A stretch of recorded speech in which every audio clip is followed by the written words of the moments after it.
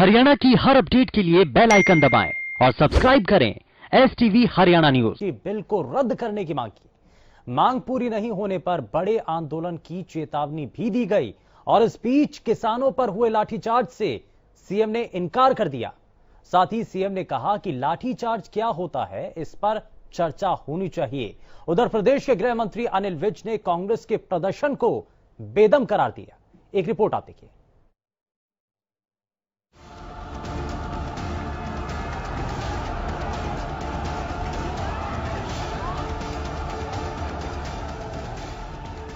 केंद्र की तरफ से लाए गए कृषि बिलों पर सड़क से संसद तक हंगामा मचा है। इन हंगामों के बीच दो बिल संसद के दोनों सदनों में पास तो हो गए, लेकिन सरकार को विपक्ष के साथ साथ किसानों और आढ़तियों का भारी विरोध झेलना पड़ रहा है। रविवार को जहां प्रदेश भर में किसानों और आढ़तियों ने जाम लगाया, प्रदर्शन किए, तो अब कांग्रेस भी प्रदर्शन पर उतर आई है। प्रदेश भर में कांग्रेस ने बिल के खिलाफ मोर्चा खोल दिया और बिल को किसान विरोधी बताते हुए सरकार को घेरा। साथ ही सभी जिलों के लघु सचिवालय पहुंचकर राष्ट्रपति के नाम ज्ञापन सौंपा।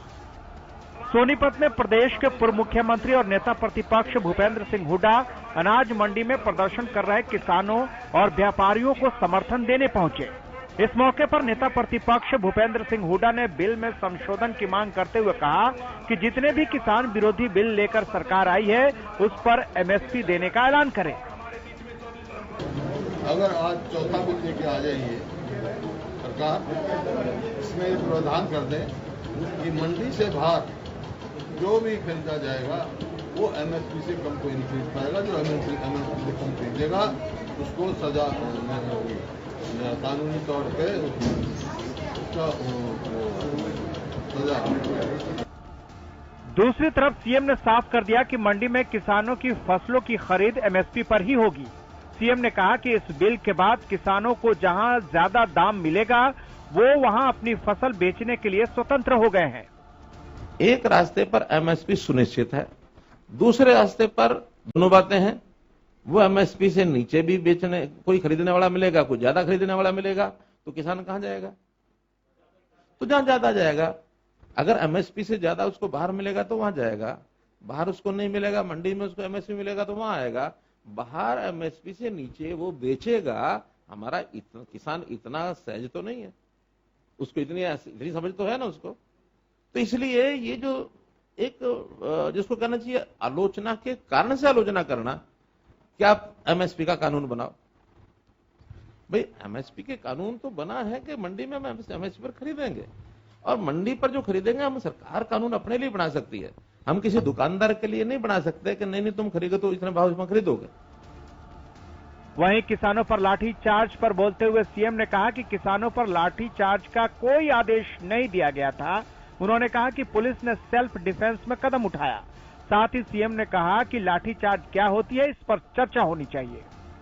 कि लाठी चार्ज का तब माना जाता है जब कोई ऑर्डर दिया जाता है, कोई अफसर वहां सिचुएशन बिगड़ जाए तो वो उसके पास एक मजिस्ट्रियल पावर होती है। मजिस्ट्रियल पावर जिसके पास होती है वो ऑर्डर करता है कि लाठीचार्ज करो। ऐसा कोई ऑर्डर नहीं हुआ। वही मैं कह रहा हूं, वो लाठीचार्ज है कि नहीं है, ये परिभाषा में आता है कि नहीं आता। अब कोई भी व्यक्ति, आप हम यहां भी बैठे हैं, सेल्फ डिफेंस का अधिकार सबको है। सेल्फ डिफेंस के अधिकार में मान लो किसी एक पुलिस वाले के ऊपर कोई ट्रैक्टर चढ़ाना शुरू कर दे और उस पुलिस वाले के हाथ में डंडा है, तो नहीं मारेगा क्या? मारेगा। तो ये क्या लाठीचार्ज है? क्या ये लाठीचार्ज नहीं है। तितर बितर करने के लिए भी स्ट्रेटेजी बनानी पड़ती है कि सड़क पर लाठियां मारो, भगाओ सबको। अब ये लाठीचार्ज है क्या? नहीं है। तो इसलिए लाठीचार्ज की परिभाषा अभी तक कहीं भी ऑथेंटिक तौर पर ये नहीं है कि कोई लाठीचार्ज का आदेश दिया गया। उधर कृषि बिलों के खिलाफ प्रदेश के कई हिस्सों में कांग्रेस ने मोर्चा खोल दिया और लघु सचिवालय का घेराव किया। वहीं रेवाड़ी में कैप्टन अजय यादव की अगुवाई में कांग्रेस कार्यकर्ताओं ने सड़कों पर उतरकर सरकार विरोधी नारे लगाते हुए जिला सचिवालय पहुंचकर अतिरिक्त उपायुक्त को महामहिम राष्ट्रपति के नाम ज्ञापन सौंपकर किसान विरोधी इस काले कानून को निरस्त करने की मांग की। कल राज्यसभा में हुआ उसमें राज्यसभा में डिवीजन नहीं हुआ और बगैर डिवीजन के, बगैर वोटिंग के बिल पास कर दिया गया। एक तो हम उसकी कड़ी निंदा करते हैं। एक जो ये काला कानून है, ये किसानों को गुलाम बनाने के लिए एक जो है सबसे पहला कदम है। वहीं हिसार में भी सैकड़ों की संख्या में कांग्रेस कार्यकर्ता बैनर पोस्टर लेकर सड़कों पर उतरे और लघु सचिवालय पहुंचे। आदमपुर से कांग्रेस विधायक कुलदीप बिश्नोई भी कांग्रेस कार्यकर्ताओं के साथ लघु सचिवालय पहुंचे। इस दौरान कांग्रेस कार्यकर्ताओं ने लघु सचिवालय का घेराव किया और बिल को लेकर सरकार के खिलाफ नारेबाजी की। जो फॉर्म बिल लाए हैं उसकी पुरजोर हम निंदा करते हैं। आज कांग्रेस पार्टी पूरे देश के किसानों के साथ खड़ी है। ये काला कानून है, ये किसानों को तबाह और बर्बाद करने वाला कानून है, किसानों को अपनी जमीन पर मजदूर बनाने वाला कानून है। हम इसकी पूर्ण रूप से निंदा करते हैं। कृषि बिल के विरोध में कांग्रेस का जोरदार प्रदर्शन कुरुक्षेत्र में भी हुआ।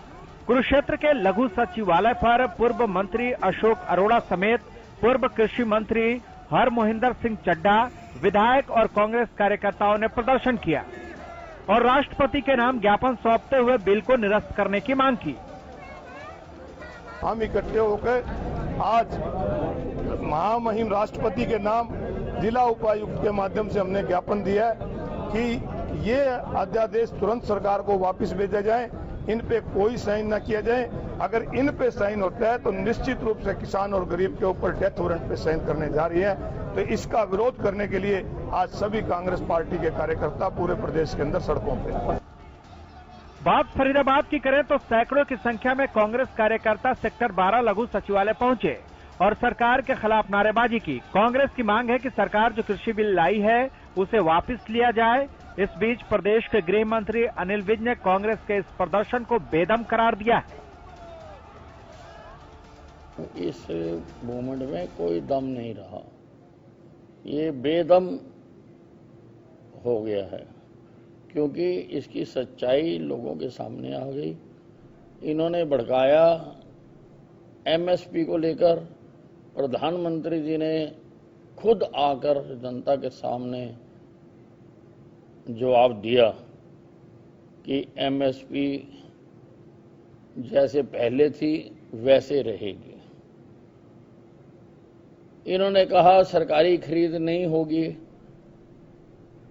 प्रधानमंत्री जी ने कहा कि जैसे पहले सरकारी खरीद होती थी वैसे सरकारी खरीद होगी। तो कोई अब इसमें प्रश्न रह नहीं गया है। प्रदेश के कई हिस्सों में कांग्रेस ने मोर्चा खोलते हुए लघु सचिवालय का घेराव किया और राष्ट्रपति के नाम ज्ञापन सौंपा। कांग्रेस कृषि बिल के मुद्दे पर शुरू से ही सरकार को घेरती आ रही है और अब कांग्रेस चेतावनी दी है कि अगर बिलों को वापस नहीं लिया जाएगा तो जल्द ही बड़ा प्रदर्शन होगा। Bureau report, Haryana news.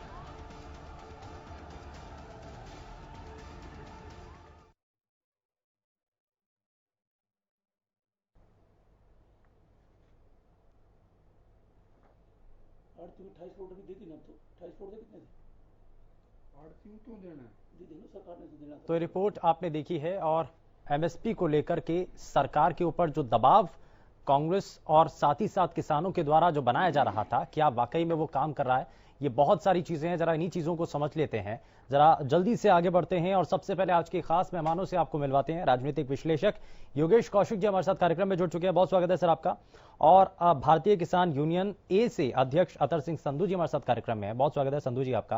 Congress party से प्रवक्ता निकिता अरोड़ा जी हमारे साथ कार्यक्रम में। निकिता जी बहुत स्वागत है आपका। जननायक जनता पार्टी से प्रवक्ता अरविंद भारद्वाज जी हमारे साथ कार्यक्रम में जुड़ चुके हैं। अरविंद जी बहुत स्वागत है। और इनेलो से प्रवक्ता सुखबीर तंवर जी हमारे साथ कार्यक्रम में जुड़ चुके हैं। सुखबीर जी बहुत स्वागत है आपका कार्यक्रम में।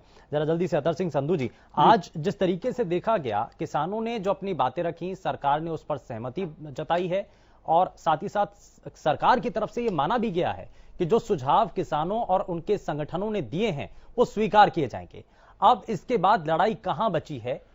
सड़कों पर उतर करके कांग्रेस और विपक्षी खेमा जब विरोध जाहिर कर रहा है तो इसका मतलब आपको क्या नजर आता है? देखिए शुभेंदु जी, इसमें बात किसानों की हो रही है या सिर्फ राजनीति है? देखिए शुभेंदु जी, पहले तो मैं हरियाणा न्यूज का धन्यवाद करना चाहूंगा। लगातार एक हफ्ते से किसानों की हर आवाज हरियाणा न्यूज चला रहा है। मैं बहुत बहुत बधाई दूंगा हरियाणा न्यूज को भी और किसानों को भी। हरियाणा न्यूज ने पूरी तरह से किसानों के पक्ष में एक मोर्चा खोल रखा है। मैं धन्यवाद करूंगा हरियाणा न्यूज कर किसान साथियों का। दूसरी बात, मैं आज देख रहा था कांग्रेस के सभी नेता आज सड़कों पे थे, बड़ी सरप्राइज है। मैं तो मानूंगा किसानों का आंदोलन नहीं था, किसान तो कर लिया, अपना पूरा करना था, ये कांग्रेस का आंदोलन था। और हरियाणा के जो मुख्यमंत्री जो भूपेंद्र सिंह हुड्डा जी 10 साल तक कांग्रेस की सरकार रही, स्वामीनाथन आयोग की रिपोर्ट खुद बनाकर चेयरमैन बनकर कुछ नहीं किया इन्होंने। बड़ी दुखद बात है, आज उसके लिए ये झंडे उठा के घूम रहे हैं। सुरजेवाला जी कहते हैं रण होगा, हुड्डा साहब कहते हैं खून की नदियां बह देंगे। मतलब ये देश प्रदेश को बचाना चाहते हैं, प्रदेश को मरवाना चाहते हैं। पिछले 5 साल में 31 जवान पहले हरियाणा में शहीद हो गए, मैं तो शहीद कहूंगा, हो गया। और अभी भी लगता है किसानों के ऊपर पीछे पड़े हैं। भाई मैं तो ये कहूंगा हुड्डा साहब, कांग्रेस वालों या चौटाला वालों, इन लो वालों, छोड़ दो इन किसानों को, ये अपनी लड़ाई लड़ लेंगे। परसों हमने शांतिपूर्वक प्रदर्शन कर लिया, कोई दंगा नहीं हुआ प्रदेश में। सरकार को मैसेज चला गया है, सरकार पूरी तरह से दबाव में है। सरकार हमें बुलाएगी, हम अपना पक्ष रखेंगे। सरकार से चौथा अध्यादेश लेकर चाहे स्वामीनाथन आयोग की रिपोर्ट करे, हम लेकर रहेंगे, बिल्कुल हटने वाले नहीं है। तो मैं कांग्रेस के नेता को ये कहूंगा, भैया अपने जहां आपके कार्यालय वहां बैठ जाओ, आपको जरूरत नहीं है किसानों को। किसान समझदार हो चुका है, किसान सब जानता है। निकिता जी, किसान सब जानता है, किसान अपनी बात खुद कह सकता है, इतना सक्षम आज के समय में किसान हो चुका है। तो क्यों नहीं कांग्रेस पार्टी इस बात को समझ रही है, या सिर्फ इसमें सियासत ढूंढ रही है? पहले तो मैं ये बताना चाहूंगी आपको कि जय जवान जय किसान का जो नारा लगाया गया था वो किसने दिया था? हमारे पूर्व प्रधानमंत्री लाल बहादुर शास्त्री जी ने ये नारा दिया था। तो आपको पता है कि कांग्रेस हमेशा से किसानों के साथ खड़ी रही है, उनके हित के लिए लड़ी है और आज भी उनकी आवाज को बुलंद करने हमेशा खड़ी रहेगी। जहां पे भी उन्हें लगेगा कि कहीं ना कहीं सरकार उनका फायदा नाजायज उठाने लगी है, तो हम उनकी आवाज बन के रहेंगे। और जब तक ये सरकार उनको न्याय नहीं देगी, हम बोलते रहेंगे। नहीं तो इंतजार इस बात का किया जाएगा कि सिर्फ आवाज उठाएंगे, लेकिन उनके लिए करेंगे कुछ नहीं। जब अपना समय था तब कुछ नहीं किया, लेकिन अब आवाज उठाएंगे बस। नहीं, ऐसी बात नहीं है। आप अगर हमारे 2019 के मैनिफेस्टो में भी देखेंगे तो एक लंबा चौड़ा हमने सेक्शन डेडिकेट किया था किसानों के लिए, और हम किस तरीके से छोटे और मीडियम जो किसान हैं उनके लिए हम जो करना चाहेंगे, हमने बहुत विस्तार में हमने बताया। यही तो बीजेपी कह रही है कि आपका इस विषय पर समर्थन था, आपके मैनिफेस्टो के अंदर ये सभी चीजें शामिल थी, लेकिन बीजेपी लेकर आई, इसलिए विरोध कर रहे हैं आप। नहीं, ये दोनों बिल्स में जो हमने प्रपोज किया था और जो बीजेपी की सरकार लेके आई है उनमें काफी अंतर है। अगर आप ये बिल देखेंगे, ये बहुत ही खोखला बिल है, जिसमें कोई भी किसी तरह के कोई उन्होंने बताया नहीं है कि अगर आप कुछ चीजें लागू करना चाह रहे हैं उसको आप कैसे सपोर्ट करेंगे, किस तरीके से। किसान तो आपके साथ है ही नहीं ना मैडम, किसान है, किसान कांग्रेस पार्टी के साथ है ही नहीं। ऐसी बात नहीं आज के आपके प्रोटेस्ट में आपको किसी भी किसान संगठन का समर्थन मिला हो तो बताइए आप। मैं आपको बताती हूँ कि कर्नाटका में भी आज बहुत जोर शोर से प्रदर्शन हुआ, हरियाणा में ही नहीं पूरे साउथ में भी ये प्रदर्शन जारी है और वहां के किसानों ने भी पूरा समर्थन दिया है और वो हमारे साथ खड़े हैं। हम इनफैक्ट हम हरियाणा के कितने किसान संगठन आपके साथ हैं, जरा बता दीजिए आप। किसान नेता हमारे साथ है आदर्श सिंह संधू जी। आपके रिपोर्टर आप अगर ये कह रहे हैं कि किसान आपके साथ हैं, तो आदर्श सिंह संधू किसान नेता यहां पर मौजूद हैं, वो कह रहे हैं कि किसान अपनी बात कह सकता है। ये आज का जो प्रदर्शन हुआ है वो किसानों का नहीं था, वो सिर्फ कांग्रेस पार्टी का प्रदर्शन बिल्कुल भी नहीं है। बट हम ये जरूर कहना चाहेंगे कि हमारी आवाज जो है बुलंद हमेशा रहेगी और हम हमेशा किसानों के साथ खड़े रहेंगे। और आपके रिपोर्टर्स खुद पिछले 1 हफ्ते से कवर कर रहे हैं जितने भी प्रदर्शन हुए, और आपको भी ये बात मालूम है कि वहां पे किसानों का समर्थन हमें पूरा मिला है और हम उनके साथ हमेशा जाके खड़े हुए हैं। नहीं तो कितने समय से प्रदर्शन है? काफी समय से चल रहा है प्रदर्शन, जब से ये बिल की चर्चा शुरू हुई है तभी से ही हम उनके हित में बात कर रहे हैं। संधू जी कुछ कहना चाह रहे जल्दी से, और बाकी फिर मैं उसके बाद आगे मेहमानों के पास। अगर वाकई प्रदर्शन सरकार करना था किसानों के साथ तो कल करते।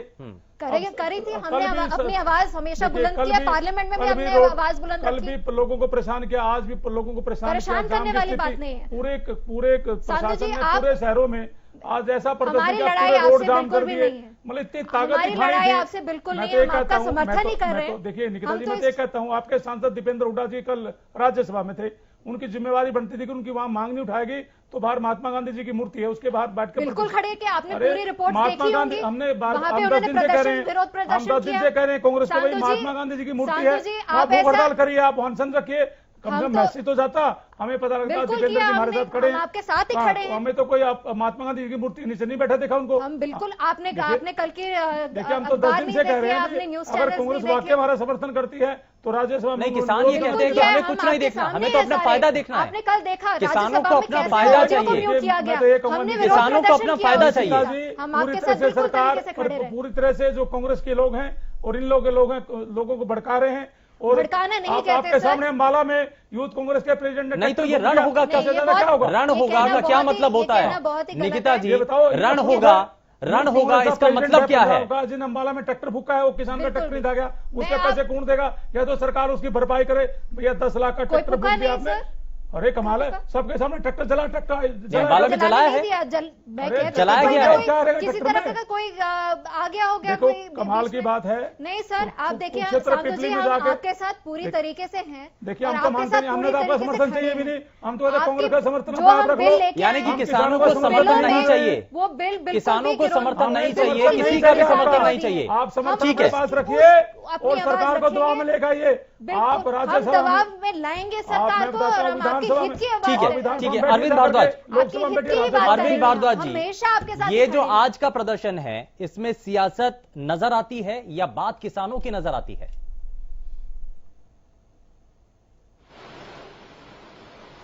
देखिए कांग्रेस पूरी तरह से राजनीति कर रही है। अपनी 10 साल की सरकार में इन्होंने किसान के लिए कुछ नहीं किया।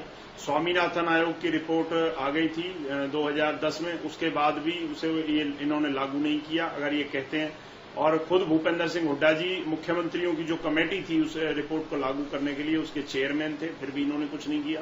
आज ये किसानों के लिए राजनीति करते हैं। आप एक बात बताइए, ये कहते हैं कि हम इस बिल के खिलाफ। एक मिनट सुन लीजिए, इन्हें रोकिए, मैं बोलने दीजिए। मैं इनकी बात सुन रहा था ना। शुभेंद्र जी ने रोकी है ना, किसानों की वजह से। ठीक है, शुभेंद्र जी ने रोकी है ना। ठीक है अरविंद जी बताइए। सुन लीजिए, आप कहते हैं ना आपकी पार्टी इस बिल के खिलाफ है, तो जब राज्यसभा में ये बिल आया और राज्यसभा में तो सरकार के पास बहुमत नहीं है, आप चाहते तो वहीं से रोक सकते थे। क्यों नहीं आपने वोटिंग गड़बड़ी करी ना सर, हमने तो वोट मांगा, आपने तो वोट दिया नहीं, वॉइस वोट करा दिया। जब हंगामा हो रहा था स्पीकर ने तो पूरे मतलब आपका सहयोग दिया। छोड़कर भागे कांग्रेस के सांसद, हमने सदन को छोड़कर भागे, हमने अपना विरोध कांग्रेस के सांसद सदन छोड़कर भागे। बट आप मुझे ये बताइए, आवाज नहीं उठानी, कहाँ का न्याय है कि आप राज्यसभा में बैठे हुए जब अपनी आवाज को अपने पास रखिए, हमने डिविजन करी, वो आपने नहीं अरविंद जी ठीक है निकिता जी मैं जरा आपका सवाल आगे पहुंचा देता हूं। अरविंद जी, निकिता जी ये कहना चाह रही हैं कि अगर आपके पास सरकार के पास बहुमत नहीं था तो आखिर राज्यसभा में इस बिल को पारित कैसे कर दिया जाता है? जब आपके पास बहुमत नहीं था, ध्वनि मत से जब विपक्ष बार बार ये मांग कर रहा है कि आप काउंटिंग कर लीजिए सर, डिवीजन कर लीजिए। ये मैं बताता हूँ, कौन कर रहा है? ठीक है जवाब ले छोड़ के चले गए ना सदन को, तो जो सदन की संख्या थी, सुनिए, सदन की जो संख्या थी वो कम हो गई, इनके सांसद तो छोड़ के चले गए। ये खिलाफ वोटिंग क्यों नहीं की? बिल्कुल गलत बात आप कह रहे हो सर। अगर ये रोकना चाहते थे, आपकी सरकार इतने झूठ पे झूठ बोल रही है, इतने झूठ पे झूठ बोल रही है, आपको थोड़ी सी झिझक होनी चाहिए ये बात कहने से। चलिए ठीक है, जवाब तो नहीं, आपकी तो सच्चाई बताऊंगा मैं, आपकी तो सच्चाई बताऊंगा मैं।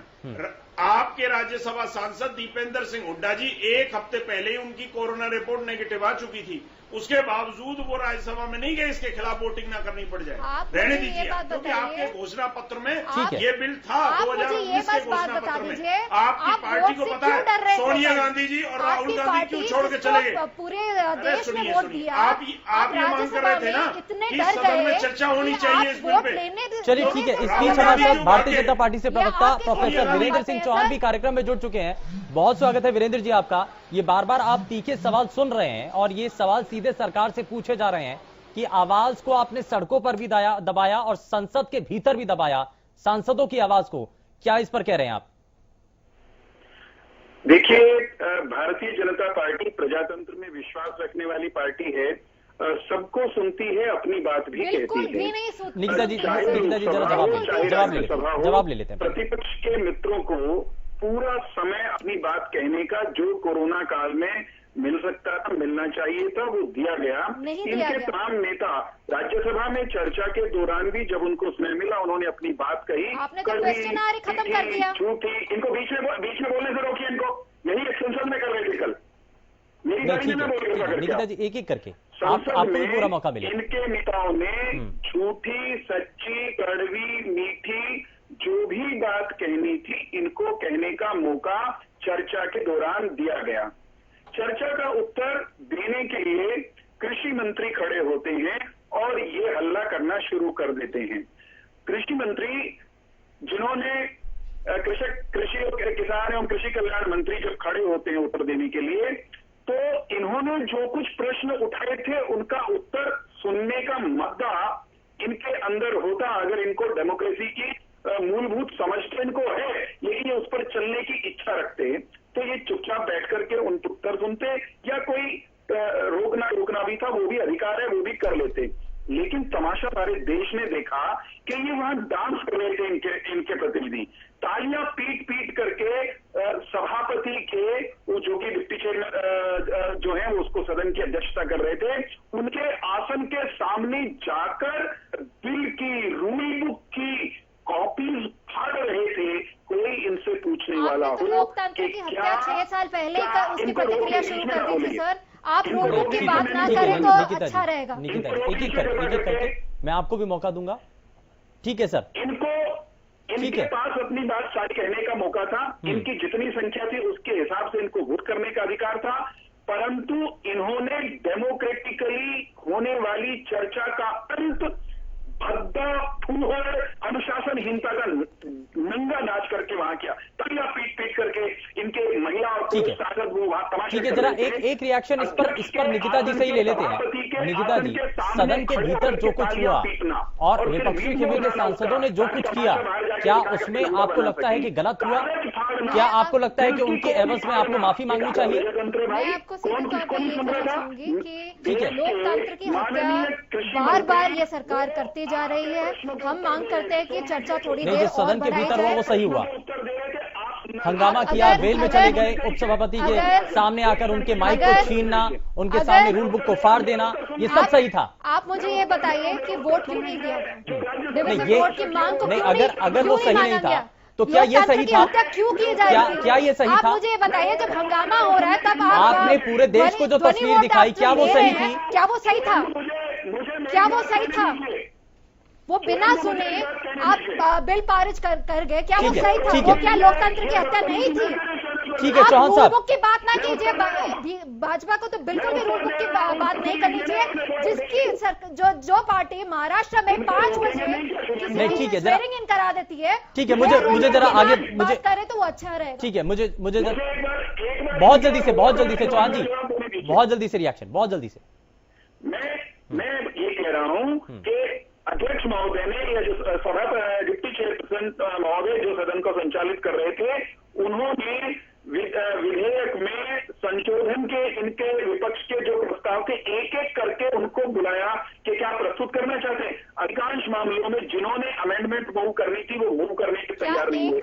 आप ये बताइए, जब सारा विपक्ष वेल में नाच रहा होगा तो डिवीजन ऑफ वोट्स कैसे? चलिए ठीक है, थोड़ा इस लड़ाई से आगे बढ़ते हैं, ठीक है। मैं जरा सुखबीर तंवर जी, अब जो किसान कह रहे हैं कि हम बोलने के लिए सक्षम हैं। ठीक है सर, चौहान साहब मैं आता हूं आपके पास वापस, लेकिन जरा अब इस बात को समझ लेते हैं कि जब किसान कह रहे हैं कि हम सक्षम हैं अपनी बात को कहने के लिए, हमें किसी भी विपक्ष की जरूरत नहीं, हमें किसी राजनीतिक दल की जरूरत नहीं, हम अपनी बात को सीधे सरकार तक पहुंचाना चाहते हैं और हमने पहुंचाई है। और इसमें जो हम संशोधन चाहते थे वो हमने बताए भी हैं, पहुंचाए भी हैं और आश्वासन हमें मिला भी है। सुखबीर तंवर, अब राजनीतिक दलों की इसमें भूमिका क्या रह जाती है?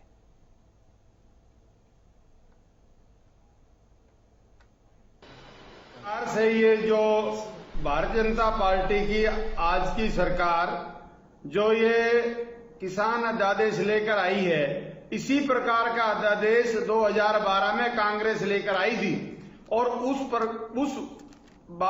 वक्त आज की दिवंगत नेता हरियाणा की बेटी सुषमा स्वराज जी ने जिस प्रकार से विरोध किया था और किसानों का पक्ष लिया था।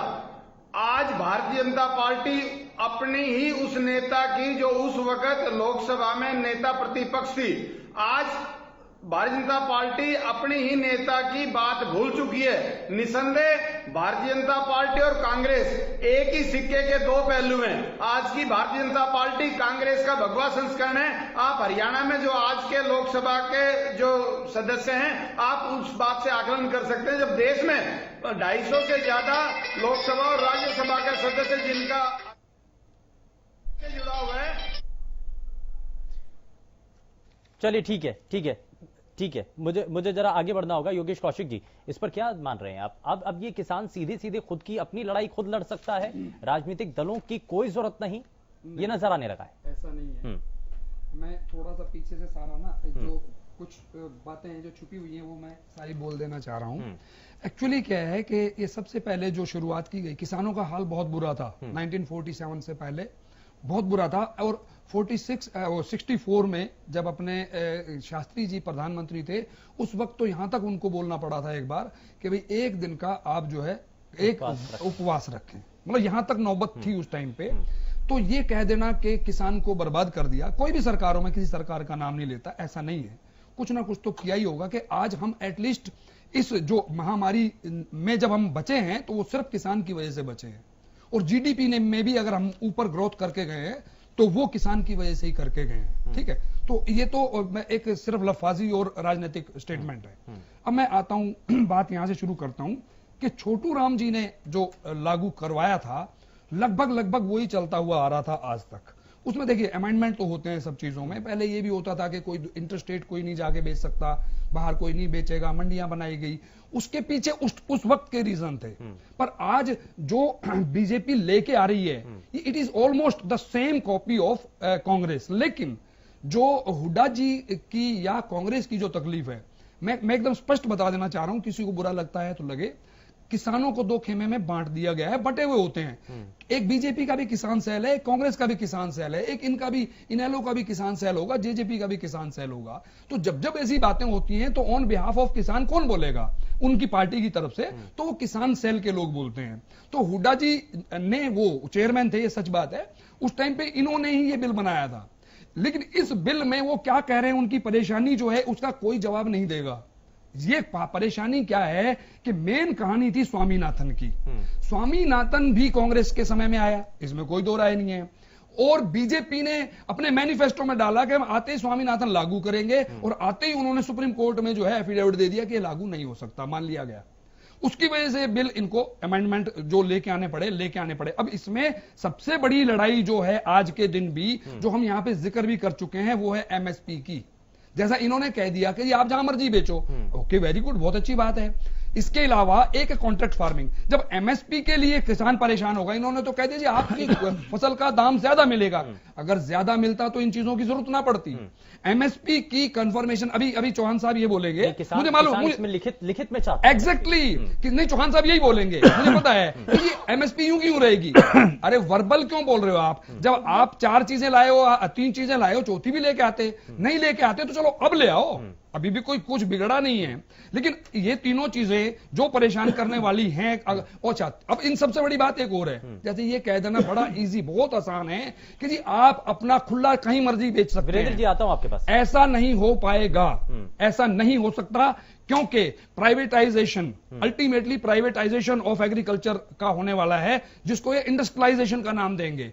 बट इंडस्ट्रियलाइजेशन जो है ना, कभी भी देख लीजिए आप, कोई भी बड़ी इंडस्ट्री तो पनपती है, छोटी इंडस्ट्री पनपते हुए नहीं देखा। एमपी, ये जो आजकल जो छोटी लघु उद्योग हैं, इनका हाल मोदी जी बोल चुके कि मैं 20 लाख करोड़ दे रहा हूं, कोई आके लगाए, नहीं लगा सकते। बड़ी इंडस्ट्रीज फिर भी सर्वाइव कर गई। ठीक है, सेम शंका ये है छोटे किसान का एग्जैक्टली वही हाल होगा अगर एमएसपी की कंफर्मेशन नहीं दी गई तो। और कांग्रेस का कुछ और सवाल नहीं है, आप किसी का भी देख लो, जाखड़ जी ने बोला है, हुड्डा जी ने बोला है, दोनों ने बोला है कि आप एमएसपी लिख के दे दीजिए, बात खत्म हो जाएगी, लड़ाई नहीं है कहीं पे भी।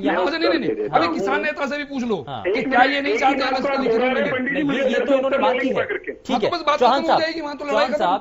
एमएसपी का जिक्र बार बार शुरुआत से लेकर अभी तक यही हुआ है, सड़क से लेकर संसद तक यही बात कि आप 3 अध्यादेश लेकर आए, अगर आप ये लिखित तौर पर गारंटी दे दें कि एमएसपी निर्धारित होगी, तो यानी कि कोई शंका नहीं, ना विपक्ष को ना किसानों को। देखिए, जो हमसे ये कह रहे हैं कि एमएसपी लिख के दे दो, एमएसपी के लिए अलग से एक और कानून ले आओ, ये सब जानते हैं केवल गुमराह करने के लिए, भ्रांति पैदा करने के लिए, किसान के मन में संशय पैदा करने के लिए ऐसा कर रहे हैं। उसकी वजह मैं आपको बताता हूं कि जब से इस देश में एमएसपी मिल रहा है, जो कि हमने स्वामीनाथन आयोग की रिपोर्ट लागू करने के बाद बढ़ाया है, जिसका दायरा बढ़ाया है, वो एमएसपी जिस कानून, जिस व्यवस्था के तहत मिल रहा है, वो कांग्रेस के समय में भी वही लागू था, हमारे समय में भी वही लागू है। हमने उसकी इनको रोकिए भाई, क्या तरीका है? नहीं चौहान साहब, जरा क्लियर करिए। हाँ, बात बीच में नहीं टोकेगा भाई, कोई ये तरीका नहीं है बहस करने का। डेमोक्रेसी का मतलब ये नहीं है। ठीक है चौहान साहब, जब आपके लिए कन्वीनियंट होता है आप बोलते हैं। ठीक है, एक एक करके आपको भी मौका दूंगा। ठीक है चौहान जी बताइए। शुभेंदु, एमएसपी जिस व्यवस्था के तहत भूपेंद्र सिंह हुड्डा देते थे, ओम प्रकाश चौटाला देते थे, बंसीलाल देते थे, भजनलाल देते थे, उसी नियम के तहत मनोहर लाल जी दे रहे हैं, देते रहेंगे, भविष्य में भी उसका एक अलग कानून, अलग व्यवस्था है। हमने एमएसपी में यह सुधार किया है कि स्वामीनाथन आयोग की सिफारिश को लागू करते हुए हमने ये सुनिश्चित कर दिया कि एमएसपी की गणना जब की जाएगी तो किसान को उसकी लागत से 1.5 गुना कम से कम दिया जाएगा। ये हमसे पहले किसी ने नहीं किया था। तो जो चीज हमने छेड़ी नहीं, जिस पर संशय नहीं, जिसके बारे में प्रधानमंत्री, कृषि मंत्री हम सब कह रहे हैं कि वो यूं की यूं रहेगी, तो आपके प्रधानमंत्री की त्यों चीजें यानी कि जो की त्यों रहेंगी सब। चौहान जी, हमने एमएसपी की व्यवस्था को बिल्कुल रत्ती भर छेड़ा नहीं है। एक स्वदेशी की बात मैं जोड़ना चाहता हूँ एक क्षण के लिए। कौशिक जी सुन लीजिए एक बार, अपनी बारी में बोल लीजिएगा, मैं किसी को नहीं बोल रहा हूँ। किसान नेता बोल रहे हैं, किसान नेता बोल रहे हैं, मैं नहीं बोल रहा हूँ।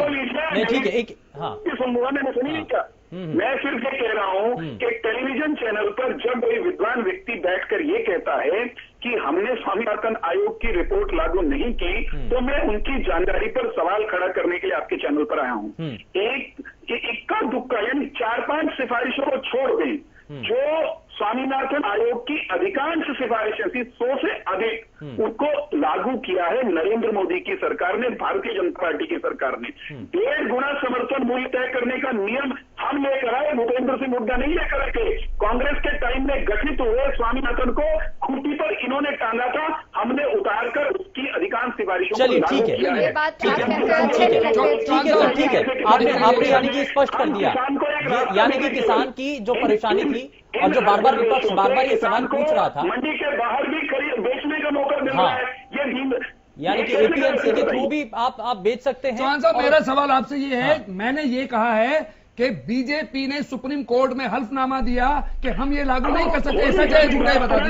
बता दीजिए चौहान साहब। जो कौशिक जी, जो उसके बाद हमने स्वामीनाथन की सिफारिशें लागू की है। आप मुझे झूठा साबित कर रहे हैं, मैं आपका हल्फनामा बता रहा हूँ सुप्रीम कोर्ट का। झूठा नहीं सर, आप बताइए।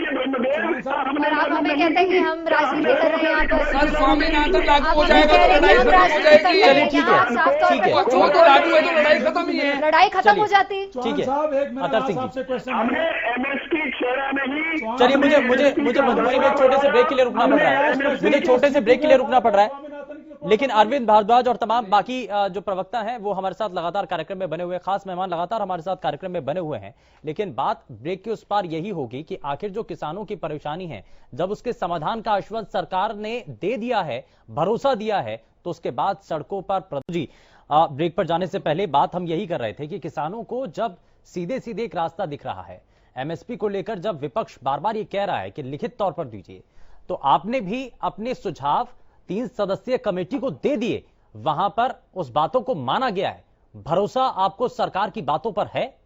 संधू जी, मैं खुद जो केंद्रीय मंत्री से जो समय टीम गई थी उसमें मैं भी उसका मेंबर था। केंद्रीय मंत्री ने बिल्कुल हाँ भरी थी। मैं ये कहता हूं जो बातें हमारे 8 पॉइंट रखे थे, एमएसपी रखा था, मंडी व्यवस्था जो की तो रखी थी, वो लिख के देने में सरकार को दिक्कत क्या है? लिख के दे दीजिए, समस्या खत्म। दूसरा मैं कहना चाहता हूं, मेरे बड़े भाई चौहान साहब कह रहे थे भी स्वामीनाथन की रिपोर्ट पूरी तरह लागू कर दी।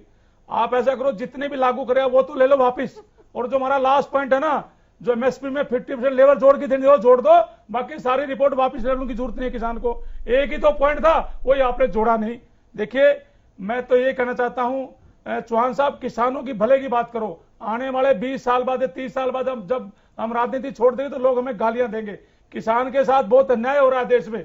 जो रिपोर्ट है किसानों की, या तो स्वामीनाथन की रिपोर्ट लागू कर दो, या आप चौथा अध्यादेश ले आओ, उसमें एमएसपी को कंफर्म कर दो। जो कोई ना कोई बात तो माननी पड़ेगी। ऐसे किसान सड़कों पे नहीं है। और हम मानते हैं, अभी देगी तो बीजेपी सरकार और माननीय प्रधानमंत्री देंगे। भाई हमें एक बार आपने मुलाकात एक बार और करा दो, हम दोबारा मांग रख लेंगे चौथा देश। यानी कि आश्वस्त किया गया था, भरोसा दिया गया था, तो अगर एक बार और भरोसा दिलाया जाए तो किसान यानी कि समझ पाएंगे। मैं निकिता जी आपसे भी रिएक्शन लूंगा। अरविंद जी, आप भी लगातार बने हुए हैं, अरविंद जी के पास भी जाऊंगा, लेकिन सुखबीर तंवर जी, इस पर क्या कहना चाह रहे हैं आप? देखिए, मैं जो अभी बात करी संधू साहब ने, निसंदेह मैं इस बात का पुरजोर समर्थन करता हूं। और जो चौहान साहब बात कर रहे थे, आप जो किसान की बात कर रहे हैं, जो स्वामीनाथन आयोग की रिपोर्ट लागू करने की बात करके इस देश और प्रदेश की आंखों में धूल झोलने का प्रयास कर रहे हैं, मेरा सीधा सीधा कहना ये है कि आप किसान की जो जमीन है उसका जितना रेंट बनता है वो, उस पे बीज, खाद, पानी और उसकी मजदूरी प्लस 50%, ये मुख्य बात थी। ये आप नहीं कर पाए। आप किस बात की श्रेय लेना चाहते हो? और दूसरी बात, एमएसपी का बहुत जिक्र हो रहा है, मैं निरंतर डिबेट में हूं। देखिए, एमएसपी की अगर हम बात करें, इन्होंने 1925 से गेहूं का रेट किया 1975, और अगर जो मैंने अभी स्वामीनाथन आयोग की रिपोर्ट के हिसाब से बताया तो ये अमाउंट बैठती है प्रति एकड़, प्रति क्विंटल 7 से 8 हजार रुपए। जो स्वामीनाथन आयोग की अगर रिपोर्ट की बात करें, निसंदेह ये जो 1975 जो 50 रुपए बढ़ाया है, ये ऊंट के मुंह में जीरा है। आज आप ये बताएं कि किस डीजल का आपने क्या भाव बढ़ा दिया है? आज पेट्रोल से भी ज्यादा आपने डीजल कर दिया है। और दूसरे खाद, बीज और सारी की सारी जो जीन्स है उनका क्या रेट आप हो गया है? ठीक है, आप ठीक है, जरा जवाब ले लेते हैं। मैं चौहान साहब आपसे जवाब लेने से पहले मैं आपसे जवाब लूंगा, लेकिन अरविंद भारद्वाज, जरा इस बात को समझाइए कि जब बहुत सारे चीजें इस वक्त किसानों को लेकर के चल रही हैं, तो अब आपकी जो सहयोगी दल है, गठबंधन में सरकार है आपकी, तो अब ऐसे में क्या क्या, और आपकी पार्टी की तरफ से भी तो पॉइंट रखे गए होंगे, किसानों की जो बातें बार बार आप तक भी पहुंच रही होंगी, वो भी आपने बताई होंगी। क्या क्या चीजें आपको भी कुछ लगता है इसमें सुधार के तौर पर? शुभेंदु जी, सबसे बड़ी बात यह है, इतना लंबे चौड़े भाषण जो ये लोग दे रहे हैं किसानों के लिए, उसकी जरूरत नहीं है। बड़े स्पष्ट शब्दों में बात करें किसानों के लिए, ताकि हमारे किसान भाई उन बातों को समझ सके। दुष्यंत चौटाला जी ने एक बात कही है कि सरकार ने वादा किया है, हमारी सरकार ने, खुद प्रधानमंत्री जी ने वादा किया है, कृषि मंत्री जी ने वादा किया है कि एमएसपी के साथ कहीं कोई किसी तरह का बदलाव नहीं होगा, जो डर किसान संगठनों को है। और अगर इसमें कोई बदलाव होता है कभी भी आने वाले समय में, बात इसी सरकार की नहीं है, अगली कोई जब सरकार 5 साल के समय के बाद जब बनती है, तब भी कभी अगर होता है तो हम खुद इसके विरोध में, हम खुद किसानों के साथ खड़े होंगे, ये दुष्यंत चौटाला जी ने कहा। तो ऐसा नहीं है, हमें अपने प्रधानमंत्री जी पर भरोसा होना चाहिए। वो अच्छे काम उन्होंने बहुत सारे अच्छे काम किए हैं और वो करना चाह रहे हैं। तो आप ये एक क्लॉज इस बिल में जरूर लगाते हैं जिसमें आप ये एमएसपी की बात अपनी बारी में तो इनके पास कुछ होता नहीं है बोलने के लिए। ये दूसरों, मैडम सुनिए, ये बड़े सीरियस डिबेट है। बैठे हुए हैं, ये ठीक है, जरा ऐसे नहीं निकिता जी ऐसे नहीं, एक एक करके। अरविंद जी, जरा जल्दी से रिएक्शन, फिर उसके बाद मैं चौहान जी से जरा इन्हें समझाइए निकिता जी को, ऐसे डिबेट नहीं होती है। नहीं, ठीक है, जवाब देखिए, कहीं जब प्रधानमंत्री जी खुद कह रहे हैं कि एमएसपी में कहीं कोई बदलाव नहीं होगा, जो व्यवस्था आज तक मंडियों में चलती आई है वही आगे चलेगी। और ये मेरे भाई साहब जो इन्हें लोग कह रहे हैं 90 रुपए बढ़ाए हैं सरकार ने, जो बढ़ाए 50 रुपए नहीं बढ़ाए। अगर सरकार एमएसपी को खत्म करने जा रही होती तो गेहूं के लिए जो रेट बढ़ाए हैं वो नहीं बढ़ाती सरकार, फिर तो व्यवस्थाओं को खत्म कर दी। इन्हें पता होना चाहिए अगर सरकार रेट बढ़ा रही है तो इसका मतलब उस व्यवस्था को खत्म नहीं करना चाह रही है। खत्म करना चाहते तो ये रेट नहीं बढ़ाते। अच्छा ठीक है चौहान साहब बार बार एक सवाल ये भी पूछा जा रहा है बीजेपी से कि आपका जो सहयोगी दल है शिरोमणि अकाली दल और पंजाब में भी बहुतायत में किसान हैं, तो वहां का जब राजनीतिक दल आपका इसको लेकर के समर्थन नहीं करता है, ये सवाल उठता है कि आप अपने सहयोगी दल को ही अपनी बातों को समझा नहीं पा रहे, तो कैसे विपक्ष और किसानों को ये बात समझ में आएगी? देखिए मैं सिर्फ ये कहूंगा कि हमने किसान के हित में जो किया है वो बहुत पारदर्शिता से सबको विश्वास में लेने का प्रयास करते हुए किया है। कुछ विषयों पर हमारे किसी सहयोगी दल का भी उनकी राय हमसे भिन्न हो सकती है। हमने उनको समझाने की कोशिश की, उनकी कुछ राजनीतिक व्यवस्थाएं हो सकती हैं, परंतु देश का किसान जो किसान है असल में किसान है। अरे सुन लो भाई, अरे सुन लो मेरी बात सुन लो भाई, मेरी बारी में मैंने बोलने दो। इस देश का बहुतायत किसान जिसको किसी राजनीतिक दल के, कांग्रेस के या किसी और दूसरे राजनीतिक दल के साथ मिल करके राजनीति नहीं करनी है, जिसको अपने खेत की, अपने हित की चिंता है, उसको मालूम है कि नरेंद्र मोदी जी की सरकार ने किसानों के हितों की रक्षा करने के लिए ढेर सारे उपाय किए हैं, उसमें एक एमएसपी का भी है। अभी एक सज्जन कह रहे थे कि एमएसपी, एक क्षण के लिए एक सज्जन कह रहे थे कि एमएसपी जो है वो 8,000 रुपए प्रति क्विंटल होना चाहिए। आप कल्पना करिए कैसी भ्रामक बातें ये किसान को गुमराह करने के लिए कह रहे हैं। 8,000 रुपए एमएसपी हो जाए तो कुल मिलाकर के बाजार में आटा कौन डालेगा, रोटी किसके घर में पकाएगी, जरा सोचिएगा।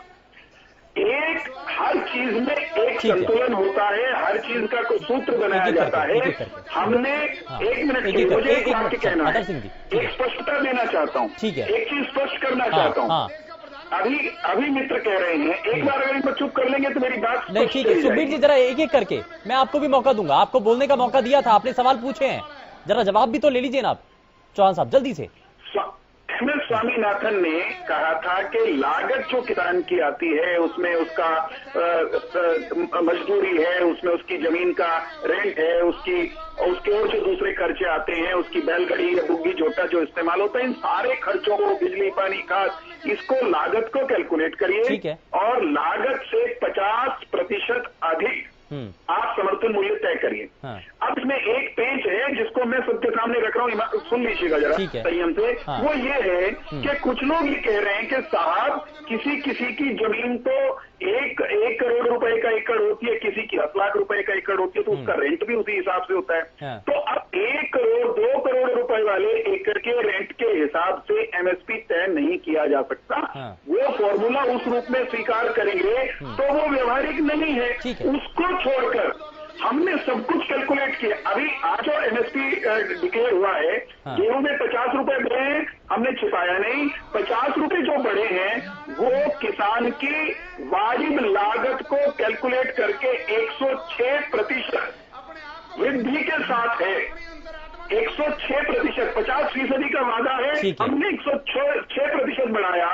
हमने चने में 225 रुपए बढ़ाए प्रति क्विंटल, ये 50% नहीं साहब, 78%। यानी कि किसानों के लिए अब रास्ते खुल चुके हैं, इसका मतलब तो ये है। ठीक है सर, आपने जवाब दिया है। किसान की भावनाओं को भड़काकर केवल राजनीति करना, ठीक है, केवल राजनीति हो रही है। निकिता जी, मैं अतर सिंह जी आता हूँ आपके पास। निकिता जी जल्दी से जवाब। चीजें वापस से मेरी आपसे 2 प्रश्न है, वो ये है कि आपके जो साथी दल हैं वो आपका साथ छोड़ के क्यों चले गए, वो समर्थन नहीं कर रहे। दूसरी बात ये है कि एमएसपी की जब बात आती है, सीधे तौर पे अगर आपको लगता है कि आप किसान के हित में ही काम कर रहे हैं, तो आप अगर उनके साथ खड़े थे तो आप ये एमएसपी का जो एक क्लॉज था वो बिल में आप एक लाइन में डाल सकते थे, बट आपने नहीं किया। वो आपकी मंशा को बिल्कुल सबके सामने एक्सपोज कर देता है कि आप वाकई में किसानों के साथ है या नहीं। तीसरी बात ये कि यहाँ पे जो ये बिल्स हैं वो साफ तौर पे उद्योगों को एक अपहरण देता है। आप मुझे ये बात बताइए, आप क्या इस चैनल के माध्यम पे आज ये मुझे और हमारे किसान भाइयों को आप क्या ये आश्वासन देंगे कि मान लीजिए अगर प्राइवेट प्लेयर्स आते हैं और प्राइवेट प्लेयर्स किसानों के साथ एक कॉन्ट्रैक्ट करते हैं, क्या आप आश्वासन देना चाहेंगे कि वो एमएसपी के प्राइस से कम नहीं होगा? क्या आप ये आश्वासन दे सकते हैं? मैं देता हूं आपको एक आश्वासन। उसको एक अमेंडमेंट करके बिल में डालेंगे, क्या ये बात आप कहना? ठीक है, आप जवाब ले लेते हैं। क्या कहेंगे? मैं एक आश्वासन दे रहा हूँ, सुनिए जरा, आप उत्तर दे दीजिएगा।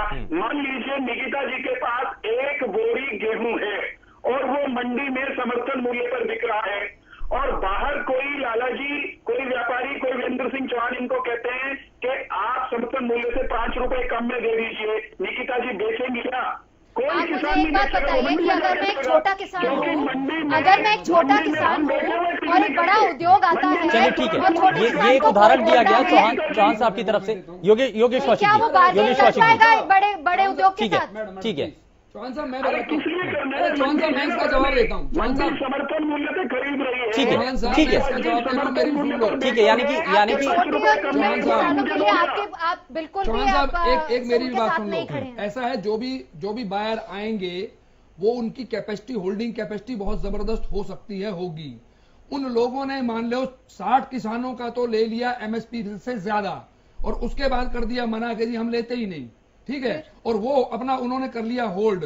और 40% लोग जिनकी मजबूरी है, जो 1-2 एकड़ के, उन्हें बेचारों को बेचना ही पड़ेगा। आपकी मंडियों में वही लोग आते हैं जिनकी, अरे सर सुनते लो ना सर, प्लीज मुझे बोलने दो ना। आपकी मंडियों में वही समर्थन मूल्य क्या, इसको स्पष्ट कर दीजिए। क्या मंडी में हम कह रहे हैं कि मंडी में समर्थन मूल्य पे, अरे सर तो उसको लिख के दे रहे हो तो सारी लड़ाई खत्म है। आप लिखने में क्यों झिझक रहे हैं? ये तो लड़ाई आपकी लिखने में क्यों झिझक है? चलिए ठीक है, अतर सिंह संधू जी, आपने कहा था। अरे मैं अभी सर मैं आपको जवाब देता हूँ। जियो ने पहले फ्री में फोन बांटे, सुन लो सर, मैं बता रहा हूँ, जब भी प्राइवेट लोग आएंगे, अरे सर सुनते लो आप मेरी भी, आप विद्वान लोग हैं मुझे मालूम है। जियो ने पहले फ्री में फोन बांटे, फ्री में सब कुछ कर दिया। आज के दिन जियो ने ही सबकी ऐसी तैसी कर दी है, हर कंज्यूमर बेचारा परेशान है, दूसरों को वो खत्म करने पे लगा हुआ है। जियो ने तो मुनाफा सबसे ज्यादा कमाया है इस लॉकडाउन में भी। किसानों को ठीक है, एक एक करके सर, एक एक करके अगर सवाल पूछा तो जवाब मिलेगा। एमएसपी वही, किसान कम पर क्यों गया किसी को भी? क्या ठीक है सर, ठीक है सुखबीर तंवर जी, ठीक है, मैं बताता हूँ। यूरोप के अंदर ऐसा हुआ, कॉन्ट्रैक्ट फार्मिंग कराई गई, और जब फार्मिंग, सर प्लीज, ये आपका बिल वही है। उन्होंने जब तैयार करा लिया तो जब फसल आई तो उन्होंने उसे रिजेक्ट कर दिया। वो अपनी क्वालिटी भी मांगेंगे और उस क्वालिटी के बाद पैसा देंगे। ये सरकार भी करती है। नहीं तो सरकार ने, मध्य प्रदेश के अंदर सर सुन लीजिए, मध्य प्रदेश में इसी एमएसपी का जवाब दे रहा हूँ। कॉन्ट्रैक्ट में ये सब चीजें मेंशन होती हैं। अरे ये सुन नहीं रहे ना मेरी। मध्य प्रदेश के अंदर आपके सरकार ने क्या किया था कि ये लहसुन जो मोटा है ये सिर्फ हम लेंगे, जो पतला है वो लेंगे ही नहीं, और वो सारा रिजेक्ट करके बाहर भेज दिया। वो कहां बेचा वो था? मैं कह रहा हूं ना, यही तो व्यवस्था की हमने कानून में कि किसान के साथ कोई प्राइवेट व्यक्ति जबरदस्ती नहीं कर सकेगा सर। चलिए ठीक है, जरा आगे बढ़ा। अतर सिंह संधू जी, ठीक है, योगेश कौशिक जी, ठीक है, संधू जी। ये कानून जो लाए हैं कॉन्ट्रैक्ट फार्मिंग वाले प्रावधान इसीलिए है। और मंडी में समर्थन मूल्य पर योगेश जी आपका स्वागत है, बेचिए। आपको 2 रुपए बाहर फालतू मिलते हैं तो बेचोगे आप जाके, और शुरुआत में उसको लेकर के कॉन्ट्रैक्ट होगा। ठीक है चौहान साहब, आप अपनी स्वामीनाथन आयोग की रिपोर्ट की बात हो रही थी मेरी आपकी। आपने कहा भाई कोई जमीन का करोड़ रुपया, एक जमीन का पूरे देश में ठेके की बात है, जमीन के कोस्ट की बात नहीं है। संधू जी, उन्होंने कहा कि कॉन्ट्रैक्ट इसमें सीधे है, इसमें तय है। जो स्वामीनाथन आयोग की रिपोर्ट सीटों के आधार पर हम बात कर रहे हैं, उसमें हम बात कर रहे हैं भाई जो जमीन का ठेका है, ना के कोस्ट। जमीन का ठेका मैक्सिमम 20,000 रुपए होगा, एक फसल का, 2 फसल का 40,000 रुपए। तो मैं चौहान साहब से बात कहूंगा, जो किसानों की बातें रिटर्न में करे। मैं तो ये बात कहना चाहूंगा, कोरोना काल में किसानों ने अद्भुत काम किया। किसानों ने कोरोना काल में अद्भुत काम किया। उद्योग धंधे बंद रहे, सब बाजार बंद रहे, लेकिन किसान अकेला सड़कों पे था।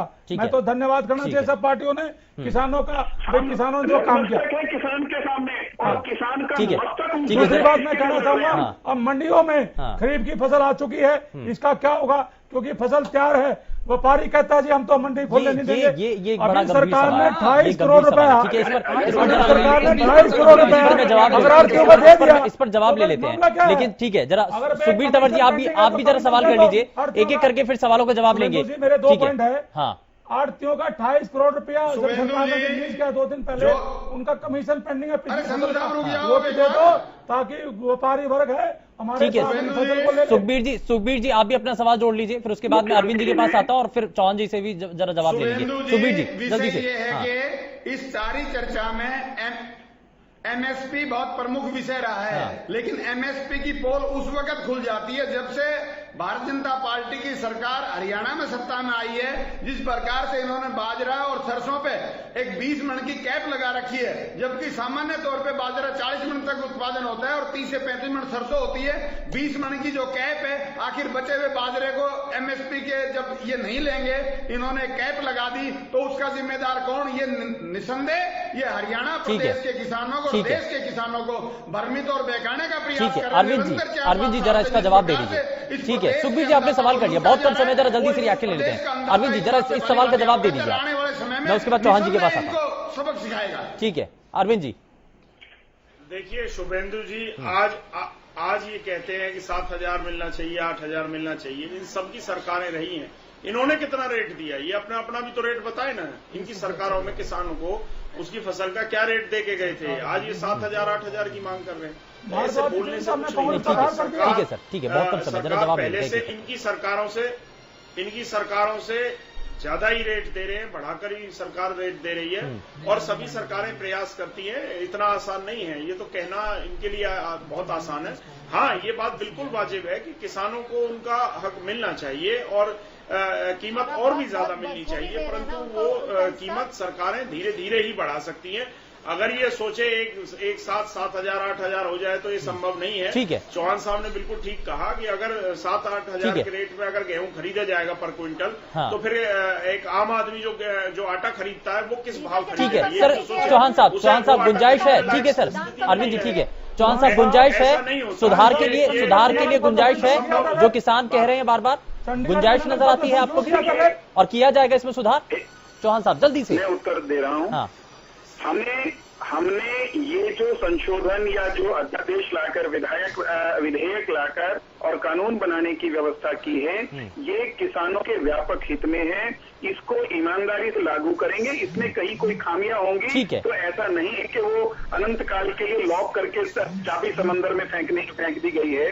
जहां कहीं कोई व्यवस्था में खामी होगी ना, हम उसको दूर करेंगे। व्यवस्था में खामी को दूर किया जाएगा। माफी के साथ सभी को रोकना चाहता हूँ। बहुत शुक्रिया सर, अपना समय देने के लिए। सभी खास मेहमान हमारे साथ कार्यक्रम में जुड़े। फिलहाल बात यही है कि किसानों की तरफ से, विपक्ष की तरफ से जो आवाज उठाई जा रही है, उन सभी सुझावों को स्वीकार करने की बात सरकार कर रही है और यह भी कहा जा रहा है कि जहां गुंजाइश होगी उसमें बदलाव जरूर किया जाएगा। फिलहाल के लिए बस उतना ही। नमस्कार।